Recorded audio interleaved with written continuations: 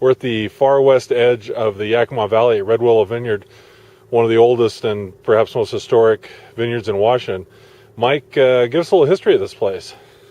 Well, probably what we're most noted for would be the beginning of Syrah in the state of Washington. We had experimented, in fact, behind us is an old Nebbiolo vineyard. Peter Dow suggested that we try Nebbiolo for him, and when David Lake heard that we were going to experiment with Nebbiolo, he said, really one of the great red wines of the world would be Syrah. And he always thought that it would be well suited to this area. So the following year, after we planted the Nebbiolo, we set out about a 3-acre block behind us there of Syrah, and it's done well. Just since day one, it's been a fabulous variety for the area. And that was in '86 you planted that? 1986. We brought the cuttings in '85, and we planted them in our own nursery. And then in '86, we set out the vineyard. And then over the years, we've gradually planted different blocks of Syrah. This is the West Chapel. The other side of us is the East Chapel in Syrah. And I think we're up to 8 different blocks of Syrah that we produce on the farm here. But every one of them, somehow it has a different flavor, a different characteristic to the wine. And you know, I've said before, I think Syrah reveals its terroir more than any variety that we grow. And it took about, 10 years for Syrah really to catch on in the state. I think you've mentioned to me that once you made it through the '96 freeze, other people started to realize that Syrah could be viable in Washington. Well, David Lake always thought that was the obstacle for so many people planting Syrah, because would it survive the winters? And when we came through fairly well that year, and others did too, I think that really opened the floodgates. But also, you know, if you go back into the early '80s, there's only a couple growers on the whole west coast that were growing Syrah. You had Joseph Phelps, McDowell, and perhaps there's a few others, but that was about it, even in California.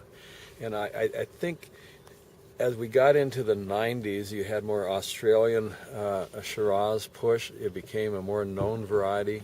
And then increasingly, the little bit that was planted just got extremely good scores, and then the floodgates opened. And really there's a good decade or dozen year huge expansion of Syrah. We were also over in your oldest block, which was 73 cab, is that right? Tell us about those early years. Well, those were the early difficult years. I was a pretty young guy back in the early '70s, and I wanted to grow wine grapes, and I was in the National Guard at the time. And a friend of mine was in the Guard with me and happened to be managing a vineyard, and he made grape plants, small plants on the side, and he said, I've got a whole truckload of Cabernet Sauvignon plants I can't sell. And everybody laughs at me, but I didn't know whether a Cabernet was a red or a white at the time. But you know, in the early '70s, wine was not that knowledgeable. So I said, they're wine grapes, I'll take them. And we hand dug the holes and we planted them. And of course, we didn't have the roads or all the infrastructure, the main lines. We ran some hand line up to the vineyard, and I think the first couple of years the rabbits and ate a lot of them, but they gradually survived. And then we needed a home for them eventually, so a friend of mine, Bob Fay, said, I think Associated Vintners would take them. So he hauled them over to AV. And so we started with the contract with AV. It was with Lloyd Woodburn. And that was a year before David Lake came to the winery. And that's our primary winery association from the very beginning, was Columbia Winery. Let's talk a minute about David Lake. He passed away, about 2 years ago? About 2 years ago, a little over 2 years ago. You guys had a great friendship going back to the late '70s. Yeah, absolutely. We were a similar age. We thought alike. I think we're both kind of nitpickers in the vineyard. You're always trying to experiment, manage the details a lot.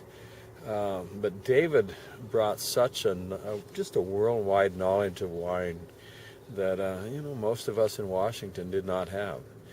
He knew varieties, wine styles, blends. He came up with what do you call it? The milestone blend, but it was a blend of Merlot and Cabernet Franc. Very similar to a Pomerol style of wine, but some of the blends was relatively new for this area.